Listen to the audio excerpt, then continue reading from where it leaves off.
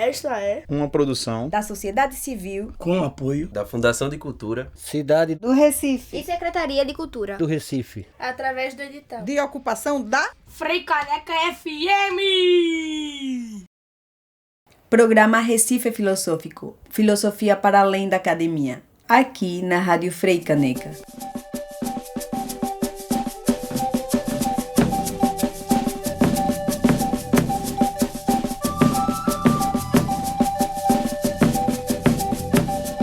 E aí, pessoas, Recife Filosófico chegando, podcast mais rochedo em linha reta da América Latina. Vamos embora conversar um bocado. Vai se acomodando por aí, na medida do possível. Se tiver varrendo a casa, preparando tapioca de coco com queijo naquele modelo, no busão voltando da faculdade, ou só de perna pra cima deixando o sangue circular um pouquinho, a gente vai ser tua companhia pelos próximos minutos. Aproximadamente 1 hora para ser mais exato. Para quem não me conhece, meu nome é Michelangelo, professor de filosofia e teu apresentador desse podcast arretado. Resumindo, para quem caiu de paraquedas, a gente vai falar um pouco sobre filosofia e sobre Recife por aqui. Nossa missão é te apresentar a ilustre Escola do Recife, a escola de filosofia mais influente do Brasil e como ela influenciou grandes pensadores que marcaram a história da nossa cidade. Se tu não sabe, Recife é uma das cidades mais importantes para o desenvolvimento da filosofia no Brasil. Vem-te embora conhecer essa história e ficar ainda mais orgulhoso da tua cidade.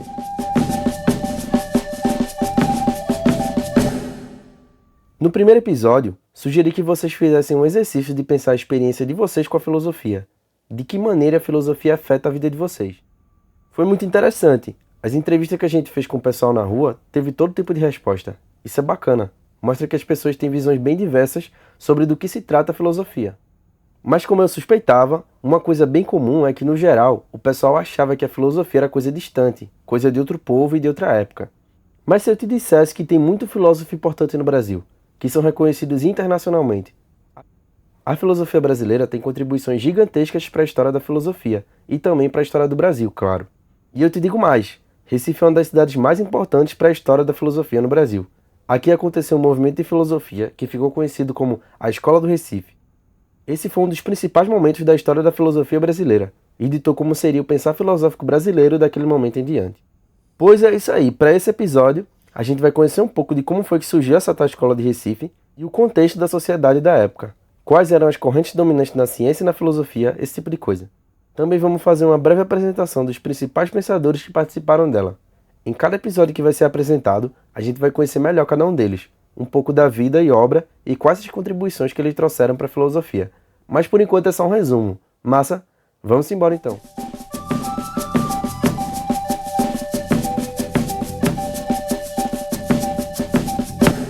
O que danada é essa tal Escola do Recife?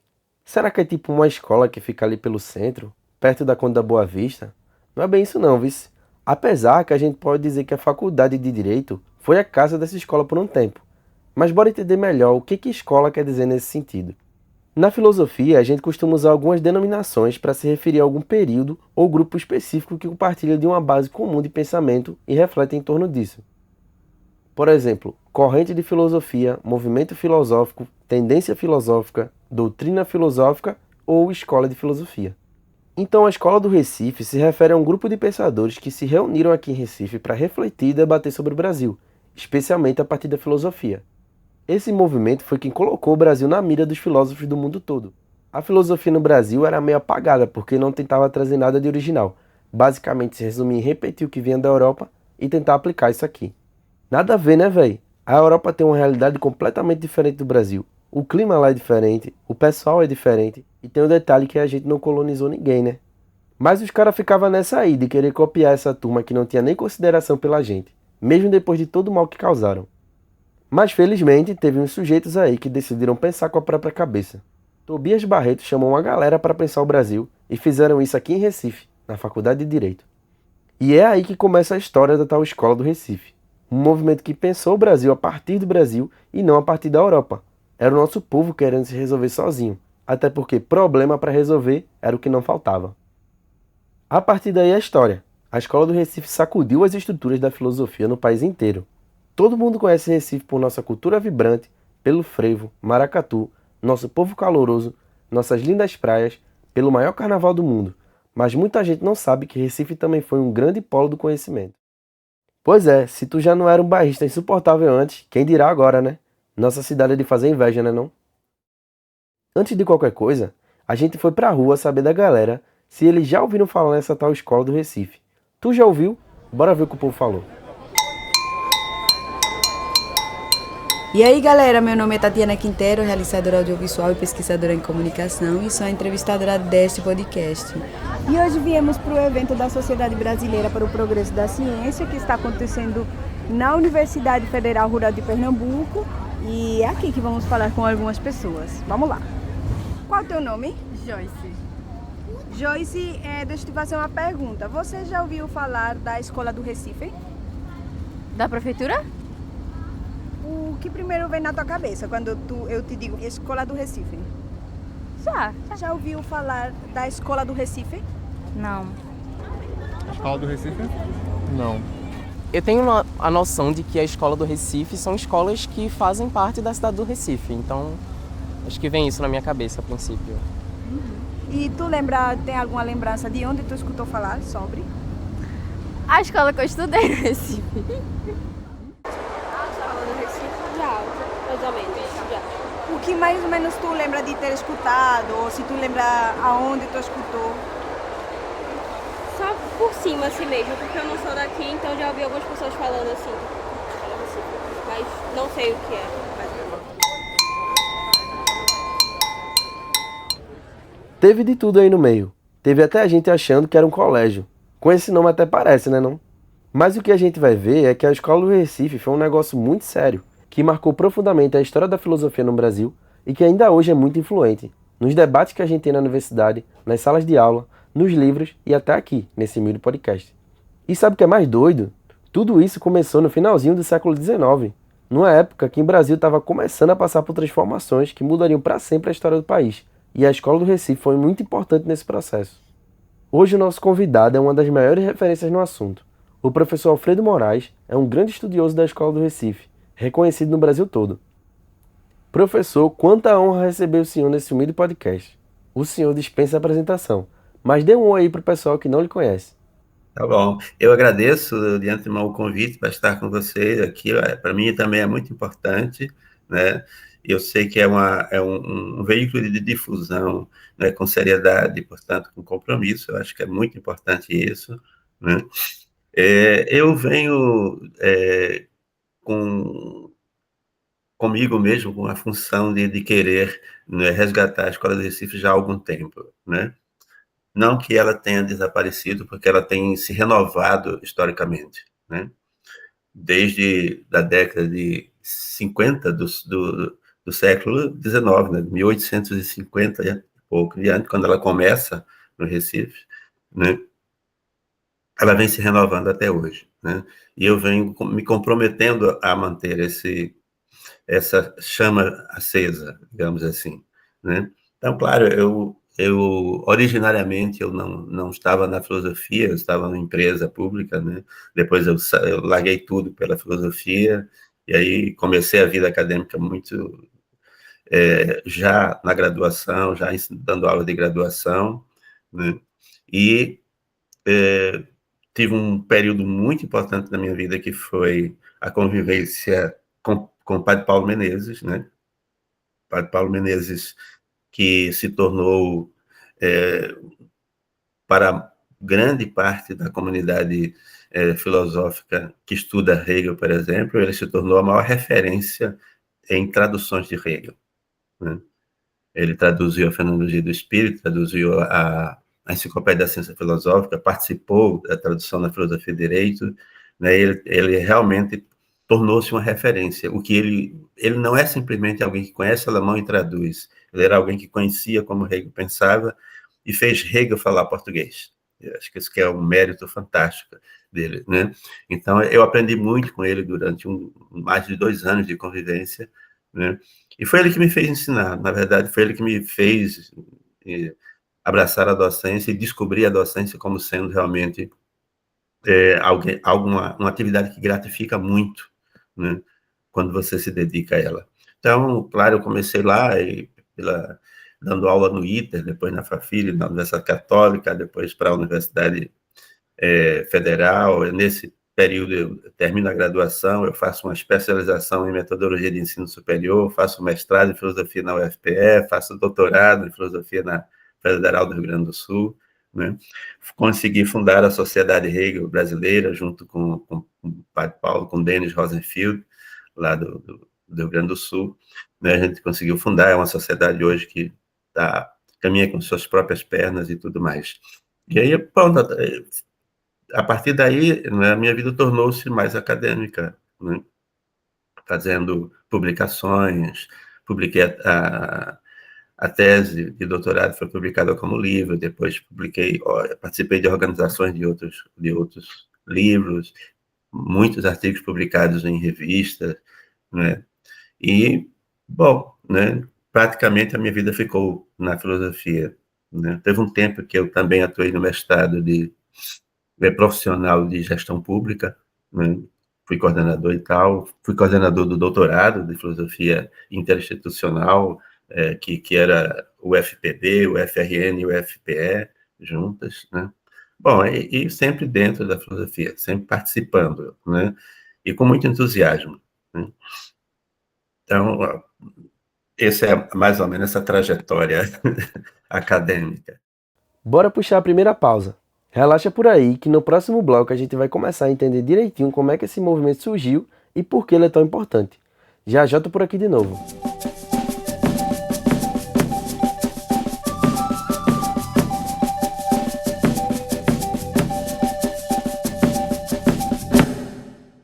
Programa Recife Filosófico. Filosofia para além da academia.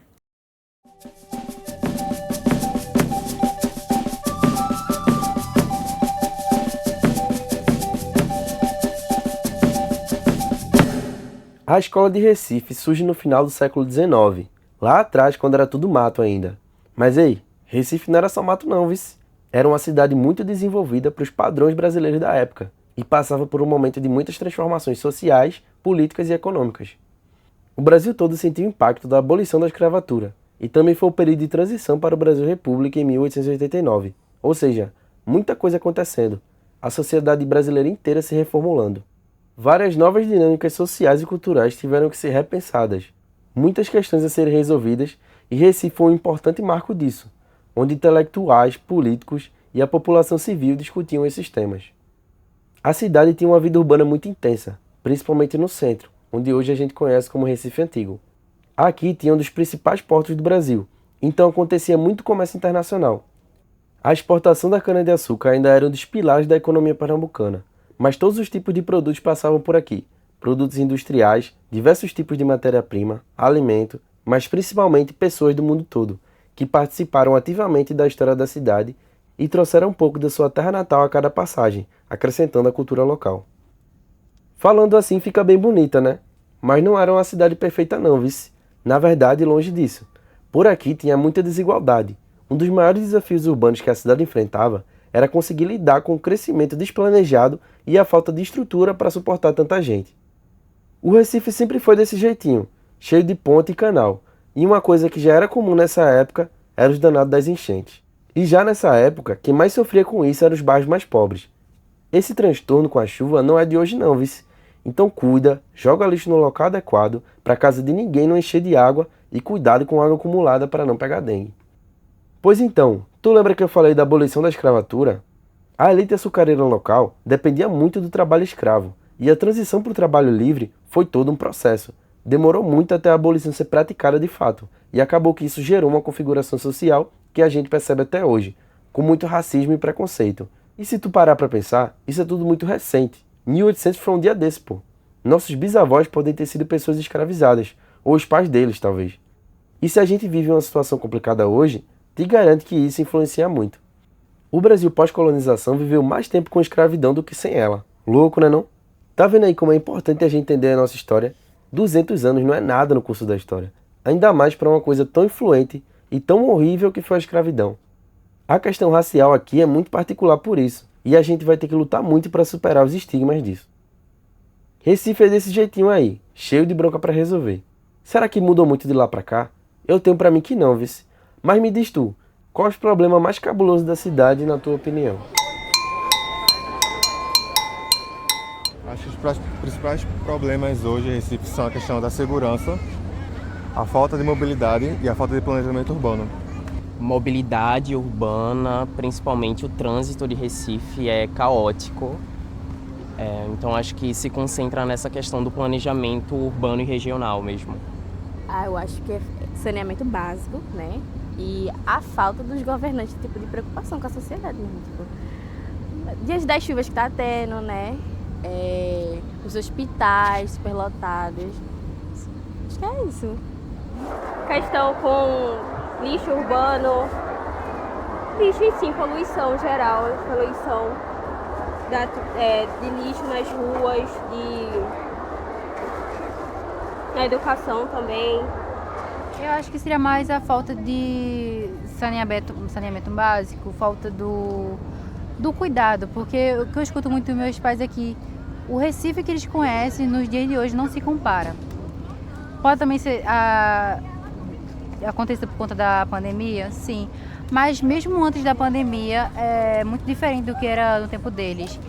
Então acho que, tipo assim, se a prefeitura, os serviços vamos dizer assim, políticos, dessem um olhar devido ao local, ao povo, e dessem o que eles precisam, o que a cidade precisa, eu acho que melhoraria bastante. Até veria mais gente para cá, porque a gente só vê o povo de fora, estrangeiro, vindo para São Paulo, para o Rio de Janeiro. Mas, tipo, aqui em Pernambuco, em Recife, tem é muito cheio de riqueza de cultura, de conhecimento. Se você fosse aprofundar, eu falo por mim, se eu me aprofundasse na minha história como pernambucana, provavelmente eu ia me apaixonar. Eu gosto muito de ler e eu estou tentando cada vez mais encontrar livros que busquem esse lado pernambucano de mim. Eu amo Pernambuco. Pernambuco é lindo, é cheio de riqueza, é maravilhoso. Tá vendo tu? A gente gosta mesmo de tradição, né? Pro bem ou pro mal. Mesmo com todas essas broncas, Pernambuco estava crescendo muito. A transição do Império para a República mexeu muito com o Brasil, e Recife teve um papel muito importante nesse processo, principalmente na formação da opinião pública, divulgação de ideias republicanas e promover o debate sobre a importância desse processo. Aqui tem alguns dos jornais mais importantes da época, por exemplo, o Diário de Pernambuco, um dos mais antigos do país. Em meio a tanta transformação na sociedade, Recife se tornou um grande centro cultural. Intelectuais de todas as partes se encontravam em diversos espaços da cidade, como teatros, clubes literários, cafés, ambientes muito favoráveis à discussão dos mais diversos temas: política, literatura, ciência e, é claro, que também a filosofia, né? Lá no centro da cidade, nessa época, já tinha por lá a Faculdade de Direito do Recife, aquela mesma na frente do 13 de Maio, pra tu ver como ela é antiga. Inclusive, ela tem um dos cursos de direito mais antigos do país. Foi lá que um sergipano muito importante se formou. Ele era Tobias Barreto de Menezes, e tu vai ouvir muito falar nesse nome ainda por aqui. Além dele, também participaram dessa escola o Silvio Romero, o Clóvis Bevilacqua e até o próprio Joaquim Nabuco. Sim, aquele mesmo que tu já ouviu o nome em vários cantos da cidade. Esse movimento foi fundamental para romper com o tradicionalismo escolástico e abrir espaço para novas correntes filosóficas no Brasil, em especial o positivismo e o cientificismo. Tem calma que a gente vai entender direitinho o que isso significa, mas a gente deixa para daqui a pouco, beleza? Por hora, só vou dizer que isso foi muito importante para o desenvolvimento das ciências e pesquisa no Brasil, além de ser um dos marcos do estabelecimento da República no país. Me diga uma coisa, professor, o que foi a Escola do Recife e qual a importância dela nas transformações que estavam acontecendo no Brasil da época? Influenciou muita coisa? A Escola do Recife, ela começa como um grupo de pessoas dentro da Faculdade de Direito do Recife discutindo literatura, conversando sobre literatura, poesia, tal, romance. E essa discussão, aos poucos, ela vai se tornando mais filosófica, né? Até que ela se torna efetivamente filosófica. A gente, às vezes, fala Escola do Recife, as pessoas ficam pensando que é a escola no sentido de uma escola dentro do sistema educacional. Na verdade, não é, né? É uma escola de pensamento, assim como, por exemplo, a gente tem a Escola de Frankfurt, né? Ou o Círculo de Viena, né? Que foram escolas filosóficas, né? Não tem um lugar, assim, que se diga, aqui funciona isso, né? A Escola do Recife, ela nasce realmente como escola de pensamento filosófico, porque ela revive o modus operandi da filosofia na sua origem, lá de Tales, né? O que é que caracteriza a filosofia na origem, lá com Tales? Tales se ocupa de um problema real, efetivo, que está posto ali, que é a questão, as pessoas às vezes não se ligam para isso, né? Mas a questão da independência de Mileto em relação a Atenas. Mileto era colônia de Atenas. E a relação de dominação não era exercido por exércitos, era exercido pela mitologia. Os atenienses, no passado, tinham filhos que não tinham mais condições de dar terra lá em Atenas. O que é que eles fizeram? Construíram navios, botaram mantimentos, e esses filhos, olha, procurem uma terra onde vocês encontrarem e se fixem. E lá, né, lembrem de mandar sempre recursos, porque vamos ficar aqui cultuando os deuses, e se não houver esse culto, os deuses criaram o cosmos, se não houver o culto, volta o caos. Então, os caras se sentiam obrigados a mandar para lá. Depois da terceira geração, sei lá, os caras já não estão mais achando que tem que mandar, né? E Tales duvida disso, de que os deuses tenham criado o cosmos, a ordem universal, né? E ele vai buscar respostas, e ele encontra que a resposta, a origem, a arqué, como princípio, como substância principal, foi a água.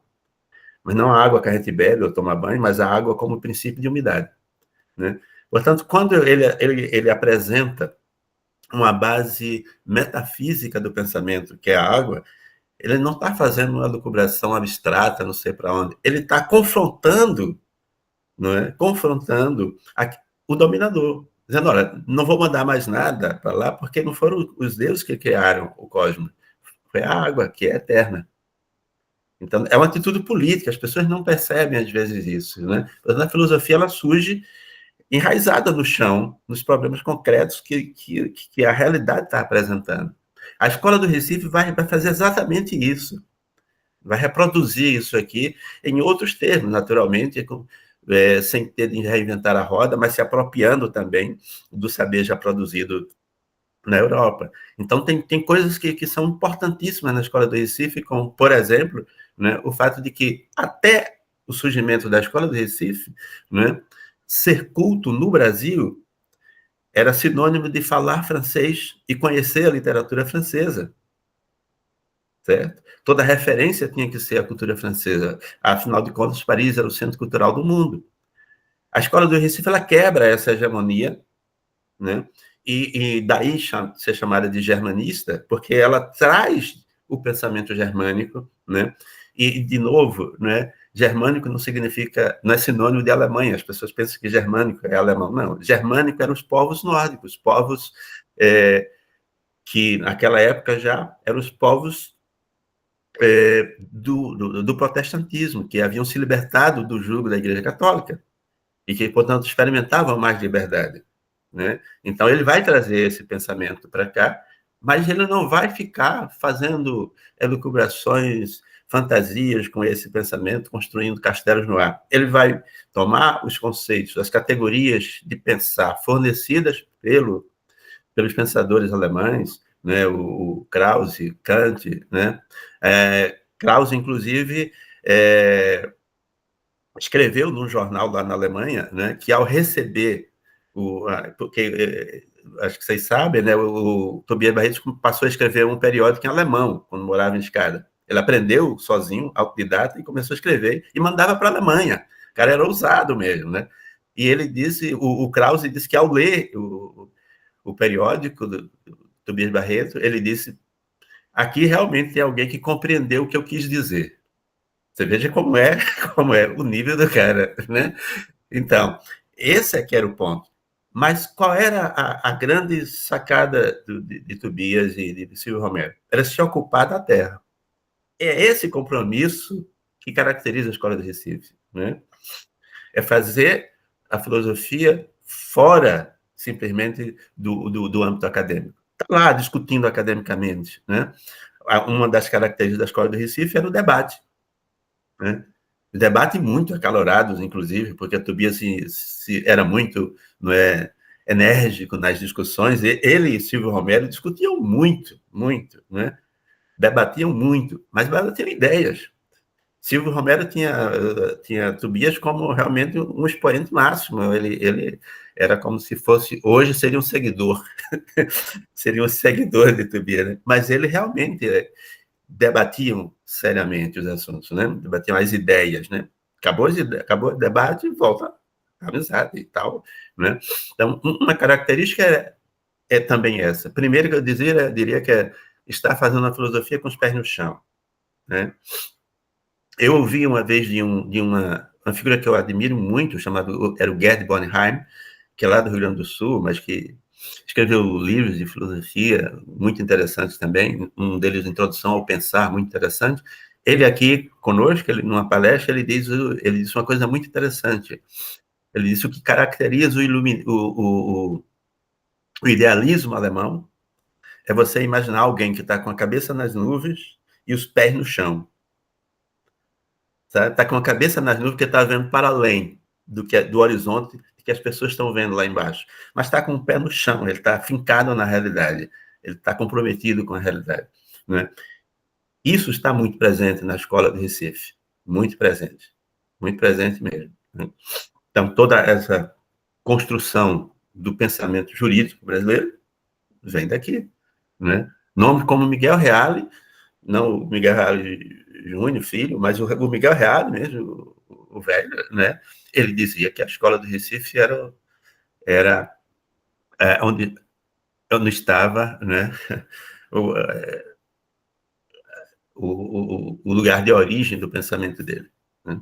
Então é muito interessante, cara, que a gente possa ressaltar da escola do Recife, né? Agora a gente vai encerrar esse bloco para fazer uma pequena pausa, logo mais a gente volta.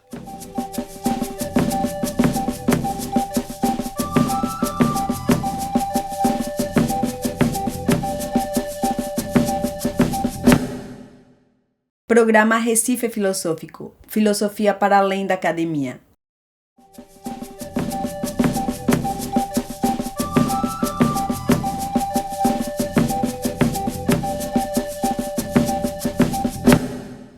Tobias Barreto foi o principal nome da escola, porque ele acreditava em uma filosofia que dialogasse diretamente com a realidade brasileira. Foi uma abordagem muito crítica para a época, porque a tendência era que a gente adotasse os modelos europeus para se organizar politicamente no Brasil. Ainda hoje é muito assim se a gente parar para pensar. A gente estuda muito a Europa por aqui. Às vezes se informa melhor sobre lá do que sobre aqui mesmo na nossa terra. Será que o que funciona para a Europa funciona para a gente? A gente tem problemas e questões que são próprias do nosso povo. Não dá para resolver esses problemas copiando o modelo de países que têm outros tipos de problemas e questões. A gente foi para a rua fazer algumas perguntas. Queria ver se o pessoal estava afiado na história de fora e comparar com o que eles conheciam da história do Brasil. Você saberia dizer algum nome de algum cientista norte-americano ou europeu? Charles Darwin? Não vem nenhum na minha cabeça. Vem um que é o que inventou a luz, que eu esqueci o nome dele agora. O da telefone também. Mary Curie, que ela foi inventou a bomba nuclear, se não me engano. Veio agora na minha mente Marie Curie, que foi a descobridora da radiação, de modo geral. E eu acho que Charles Darwin, que é o primeiro, foi um dos coautores da teoria da evolução. E tu conseguiria nomear alguma cientista brasileira? Tem Butantan, eu não sei o primeiro nome dele, mas o Butantan, que ele foi... o Instituto Butantan tem o nome dele porque ele foi o pioneiro na questão de produção de soros de veneno para animais peçonhentos, principalmente para cobras. Tem o... Eu também não sei o primeiro nome dele, que é Chagas, que ele foi o que descobriu a questão da relação entre a doença de Chagas e o vetor dele, que é o barbeiro, que é uma doença que ela é basicamente endêmica do Brasil e que ela por muito tempo foi negligenciada, por ser uma doença que basicamente só ocorria no Brasil e em países subdesenvolvidos. Ela foi muito negligenciada por muito tempo e é muito por causa dele que a gente hoje é referência no controle dessa doença no mundo. Tu conseguiria dizer algum nome de algum cientista americano ou europeu? Não me lembro agora. E brasileiro? Brasileira? Também não sei. Não. infelizmente não. Tem vários, a Lélia Gonzalez, Bárbara Carini. Lembro de nenhum agora. Acho que eu não conheço nenhum. Quer dizer, não lembro de nenhum agora. Tu conhece a NASA? Nada com isso. Só por Sabe com que ela trabalha? ir pro espaço, a gente investigando assim, coisas no espaço, né? E tu sabe quem é Albert Einstein? Albert Einstein? Sei. Foi um físico matemático, não foi? E tu já escutou falar sobre Oswaldo Cruz? Já, mas eu não sei o que ele foi. Albert Einstein? Ah, sim, um grande cientista. Tu sabe com que trabalhava, mais ou menos ele? Com ciência, biologia, ele era biólogo, se eu não estou enganada. E tu já escutou falar em Oswaldo Cruz? Sim, também já ouvi falar. Aí tu sabe com que trabalhava ele? Não lembro agora de cabeça, não estou lembrada. Tu conhece a NASA? NASA? Sim, sim. Sabe com que eles trabalham? Sim, com questões astronômicas, é uma ciência que versa sobre a questão dos astros, enfim. Então essas questões mais tecnológicas a partir do cosmológico, né? Vamos dizer assim, uma coisa por cima, superficialmente, né? Criam e ensinam astronautas a irem para a Lua e fazer experiências, procurar coisas fora do planeta Terra e tudo mais, e criam foguetes, essas coisas assim do tipo. E tu conhece o INPE? Não. O IPE é um instituto brasileiro que ele tomou, no governo passado, ele tomou muita proporção referente ao monitoramento de queimadas na Amazônia, mas ele trabalha muito além do que isso, muito além dos dados geoestatísticos. Ele trabalha com a questão de monitoramento da atmosfera, com monitoramento de uso do solo, com várias questões assim. É um instituto brasileiro muito importante e que deveria ser mais reconhecido. O que vem na tua cabeça quando eu te falo o nome Napoleão Bonaparte? Foi um colonizador, né? Eu não lembro o que ele foi. Napoleão Bonaparte, um líder político, estadista francês. A coisa que vem na minha cabeça são grandes navegações. E o que vem na tua cabeça quando eu te digo Antônio Conselheiro? Nunca escutei falar. Quase a mesma coisa, que eu não conheço muito da história, que eu terminei também faz muito tempo o ensino médio, então eu não lembro. Eu já ouvi falar o nome dele, mas não lembro exatamente o que aconteceu. Antônio Conselheiro foi um líder messiânico em uma das revoltas populares do Brasil, no processo de republicanismo.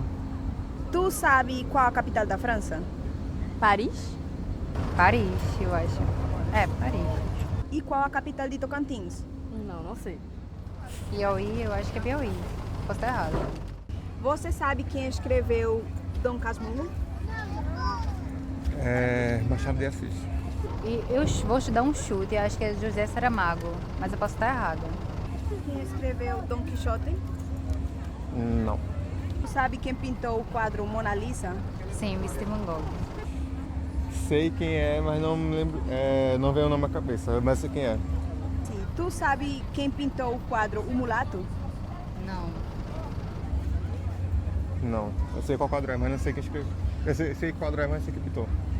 O que vem na tua cabeça quando eu te falo Revolução Francesa? Eu assisti um anime que teve a ver com isso. Se eu não me engano, a Revolução Francesa é tirar os monarcas, se eu não me engano, e dar aos pobres. Uma revolução com movimentos com ideias iluministas. Um novo marco da França, a partir de uma reconstituição do caráter social e político da época. Uma revolução burguesa também. Sim. E o que vem na tua cabeça quando eu te falo Revolta dos Malês? História do Brasil, Bahia. Já ouvi falar, mas não lembro exatamente. O que foi a Revolta dos Malês? Foi uma revolta que aconteceu na Bahia, mas infelizmente eu nunca estudei isso na escola, então eu não sei muito dizer bem. Eu só vi isso, eu só fui descobrir o que foi isso quando já era maior de idade por causa de uma novela.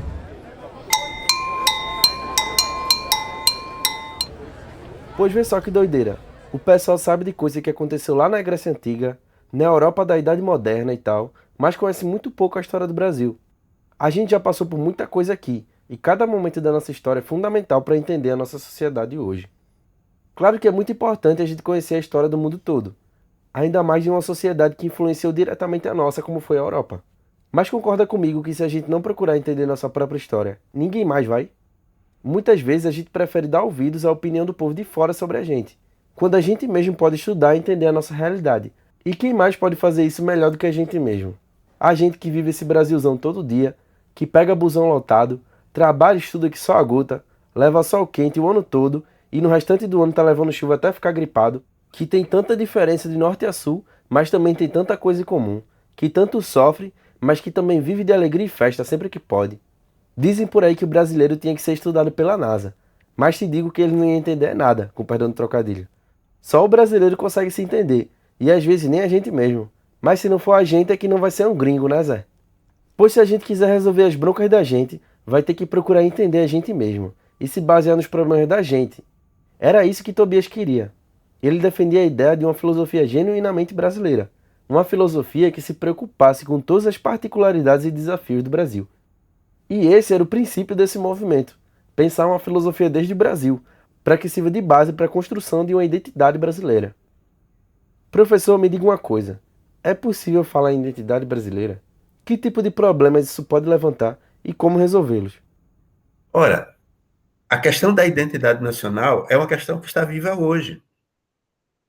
Por que está viva hoje? Porque, embora, você vê, depois, eles discutiram isso, mas isso depois volta em outro momento da filosofia do Brasil, que eu acho muito, muito também importante, que é o ISEB, no Instituto Social de Estudos Brasileiro, lá do Rio de Janeiro, que vem com Roland Corbusier e com Álvaro Vieira Pinto, que é um absurdo, né?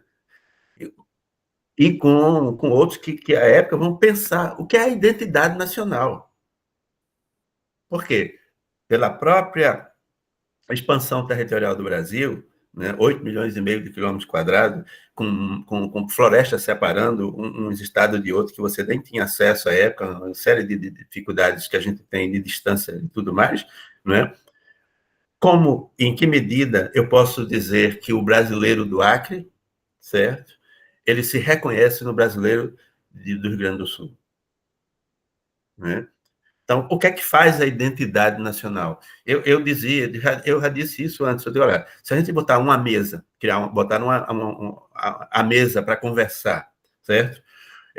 Um paulista do interior, um gaúcho da fronteira, um mineiro da zona rural, um carioca do morro, um baiano de Salvador, um pernambucano do sertão, não é? Não sai conversa nenhuma, meu amigo. Ninguém vai se entender. Ninguém vai conseguir falar. Então, qual é que é a língua que normalmente é o cimento que faz a unidade? No nosso caso, ela não consegue também fazer isso, né?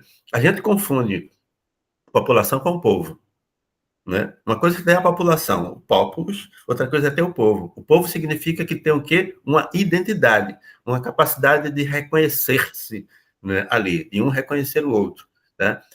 Uma coisa que eu pensava, a gente quando se encontra fora daqui, encontra um brasileiro em outro país, na Europa, ou sei lá onde for, aí de imediato você fica feliz porque encontrou outro e tal. E eu pensei, bom, isso deve ser por conta da nossa identidade. Com certeza, né, que faz com que a gente fique feliz em encontrar o outro. E aí, eu estava caminhando no aeroporto de Miami, né? Eu estava passando lá, vindo da Guatemala. E aí, entrei numa loja, para passar o tempo, fiquei olhando, e veio uma pessoa me atender. E ela diz, de onde é que o senhor é? Aí eu sou do Brasil.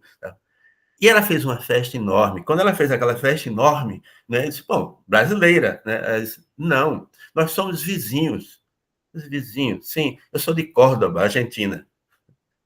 Eu disse, pô, eu disse, olha, é mais perto de onde eu moro, é mais perto para Miami daqui, de Recife para Miami, que Recife para lá, né? Mas eu fiquei pensando nisso, então não é essa coisa que eu pensei, que encontrando fora você se reconhecia. Não. Se ela, como a gente se reconheceu em mim, sem, era porque realmente simplesmente era do lugar, era do continente, digamos assim, né? Então, a questão da identidade é para nós ainda uma questão viva. Por quê? Qual o traço distintivo do brasileiro? O que é que nos faz brasileiros, brasileiras? O que é que nos faz isso? A gente não sabe. A gente não tem clareza sobre isso, de jeito nenhum, né? É a espontaneidade.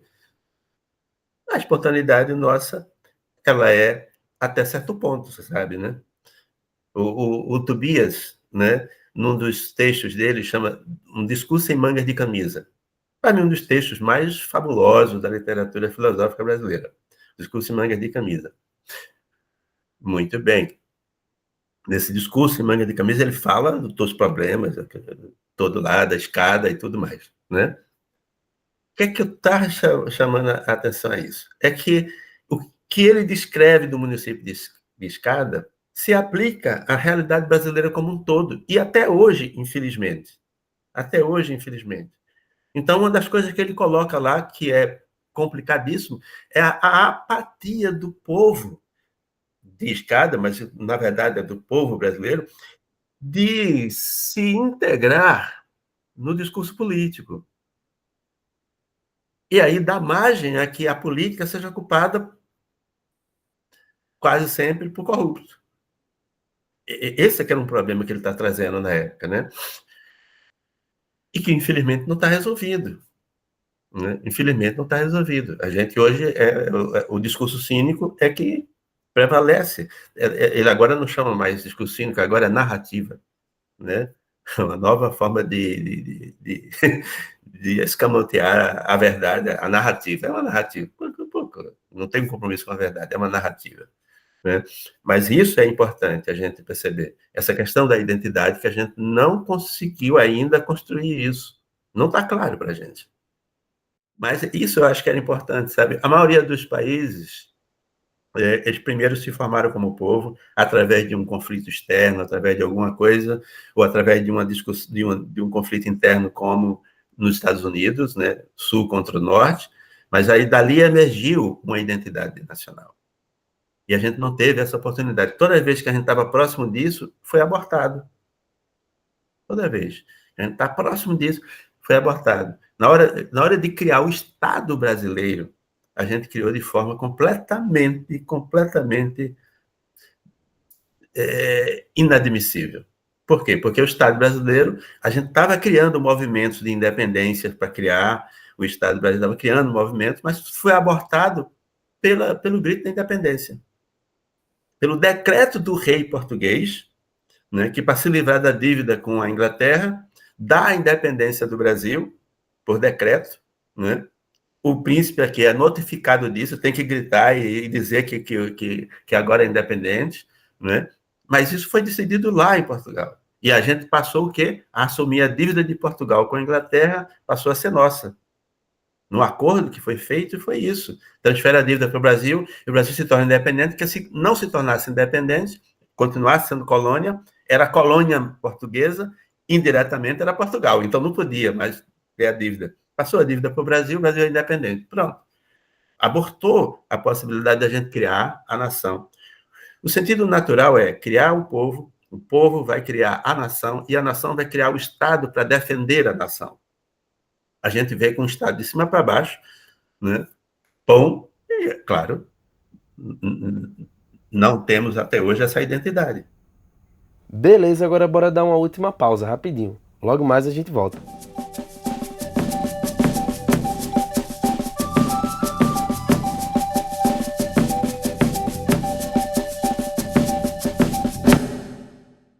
Programa Recife Filosófico. Filosofia para além da academia.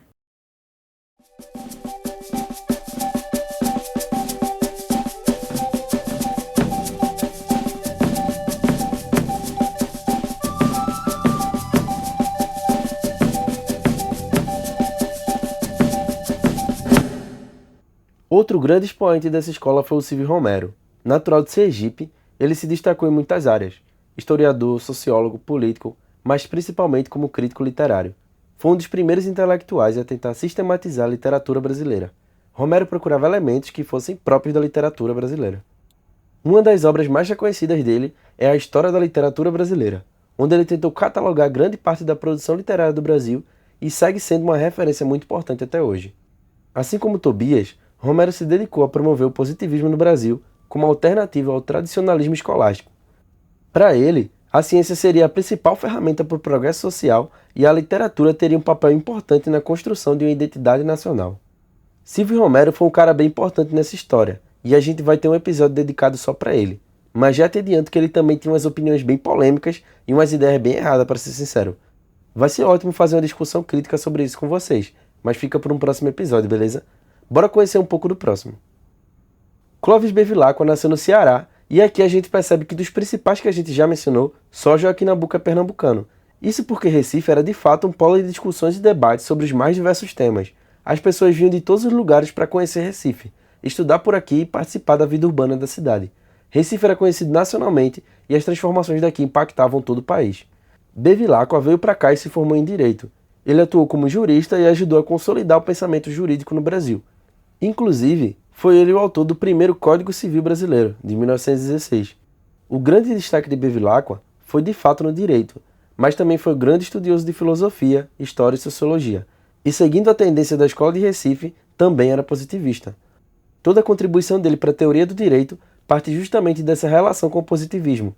Bevilacqua acreditava que o direito era uma ciência social que deveria se adaptar às transformações sociais. Por fim, ele também foi um dos grandes defensores da educação pública para alcançar o progresso social.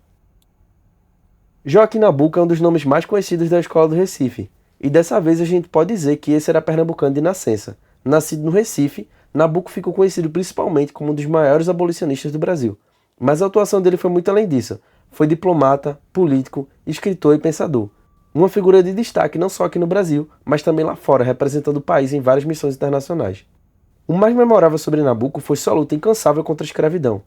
Ele acreditava que o fim da escravidão era o primeiro passo para a construção de uma nação verdadeiramente livre e civilizada. Só que ele também sabia que não bastava assinar uma lei e pronto. Ele já apontava lá no século XIX que a abolição só teria sentido se viesse acompanhada de políticas públicas e de inclusão da população negra. A obra mais conhecida dele é O Abolicionismo, em que ele faz uma defesa firme do fim da escravidão com argumentos políticos, econômicos e morais. Nabuco também escreveu memórias e ensaios filosóficos e participou ativamente dos debates sobre a identidade nacional e o papel do Brasil no mundo. Ele era um liberal defensor da democracia, mas que também teve suas contradições, como todo personagem histórico complexo. Nabuco acreditava que a cultura e o pensamento tinham que servir à justiça social, e é por isso que, mesmo depois de tanto tempo, ele ainda é uma referência importante para entender o Brasil, principalmente nas discussões sobre racismo, cidadania e memória histórica.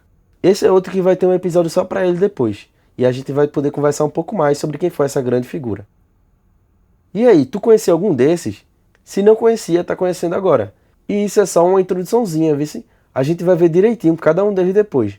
Agora bora entender o que afinal de contas é essa tradição escolástica que a Escola do Recife tenta romper e esse tal de positivismo e cientificismo que ela promoveu por aqui. Tu já ouviu falar em algum desses negócios? Sabe dizer o que é? Tu já ouviu falar da escolástica? Acho que é um movimento, né? Eu acho que é artístico e cultural. Já ouvi falar, mas eu não tenho muita propriedade sobre. Tu lembra aonde tu escutou falar? Na escola, com certeza. Tu já ouviu falar de positivismo? Sabe o que significa? Positivismo? Que é quando a gente é realmente positivo, vê as coisas boas nas coisas ruins, por exemplo. E tu já escutou falar sobre cientificismo? Sabe o que significa? Não. Tu já ouviu falar de cientificismo? Acho que só o nome.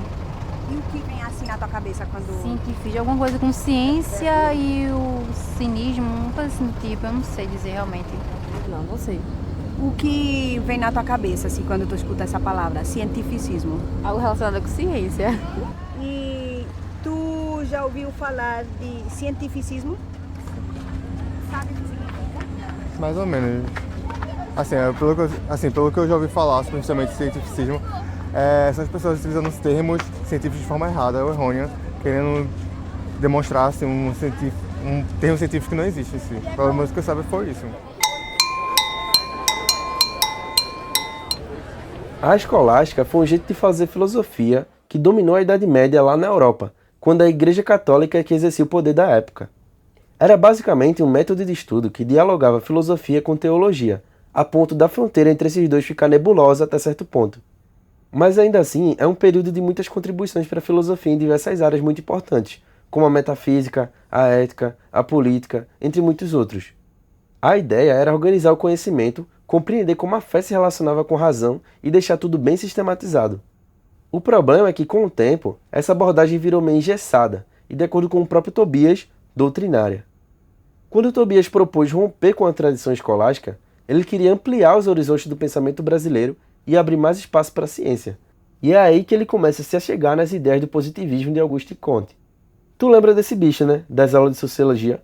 Pois então, o positivismo foi uma corrente filosófica criada lá na França no século XIX, que defendia a ideia de que o conhecimento verdadeiro tinha que vir da ciência e das coisas que a gente consegue observar, medir e comprovar. A ideia era confiar nos fatos, nas leis da natureza e no método científico para entender o mundo e melhorar a sociedade.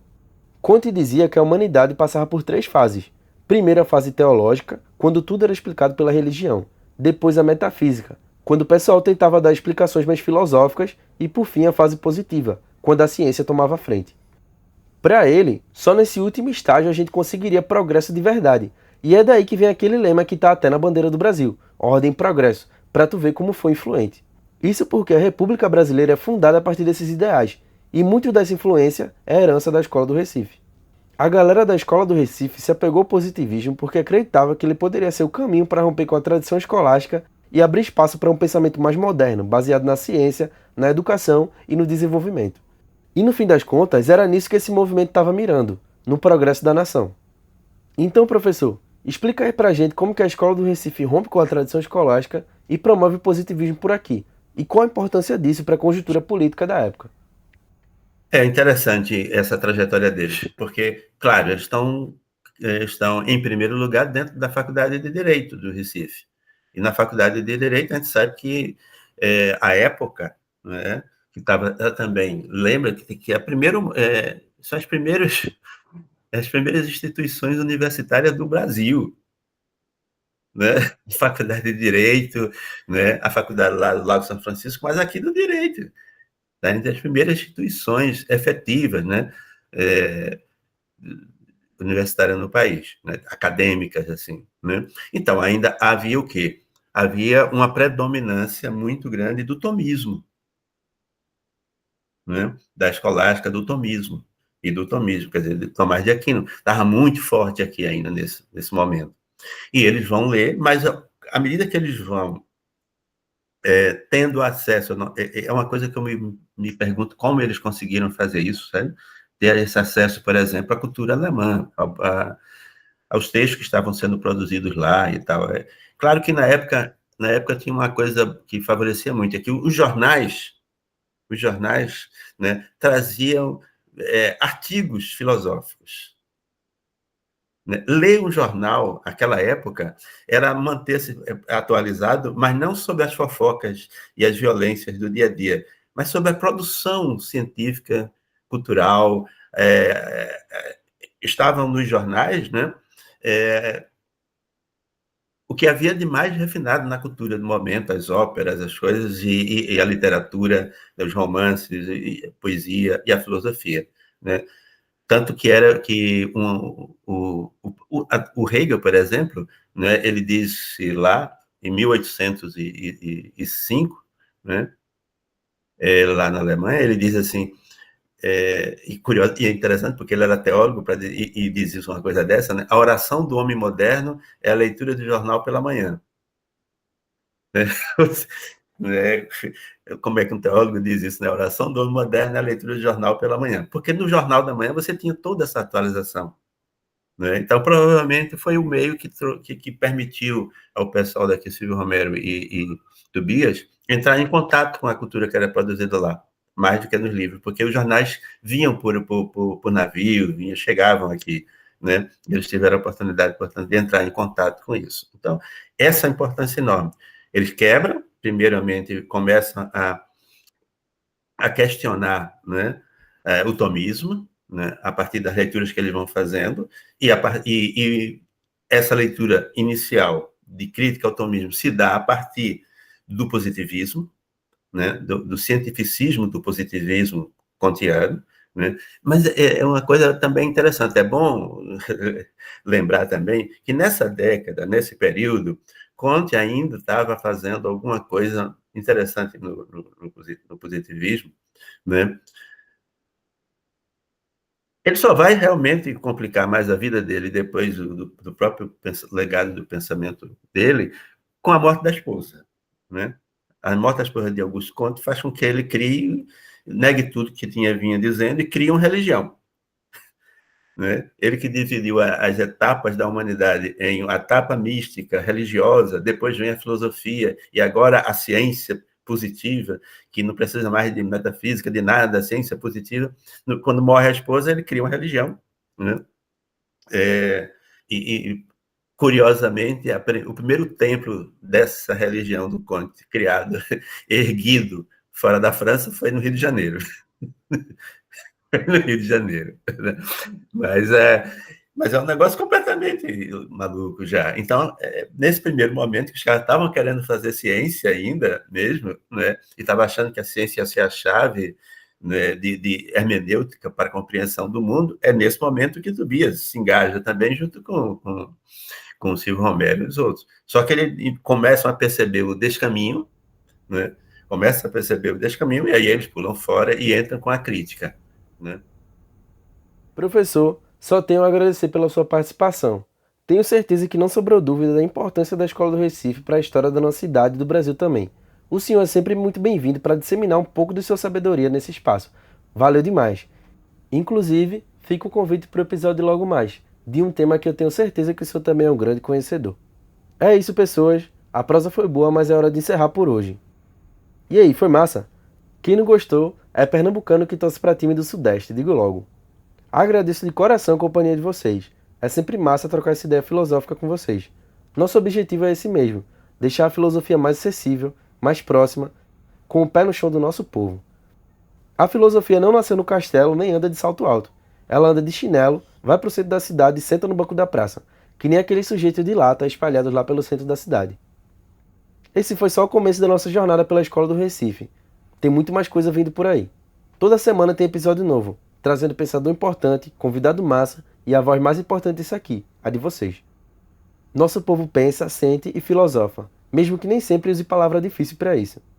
A gente vai desenterrar muito nome esquecido, dar valor ao que é da terra e mostrar que o Recife não é só folia e carnaval, é também um centro de conhecimento do Brasil. Tá ligado já, né? Segue a gente lá no Instagram, @podcast Recife Filosófico. Dá essa força, lá tem bastidor, curiosidade, bibliografia, meme e até indicação de brega pra tu escutar. Indica pra tua galera, pra tua véia, teu coroa, tua professora de história, pro afeto e até pro teu desafeto. Vai que o sujeito vira gente. Se quiser ouvir esse episódio com mais calma depois, a gente tá disponível no Spotify como Podcast Recife Filosófico e no YouTube tu encontra com esse mesmo nome. Vou ficando por aqui. Um cheiro no coração de vocês tudinho. Semana que vem a gente se encontra de novo, com mais filosofia, mais Recife e mais conversa boa. Valeu demais. Falou, Donzelo.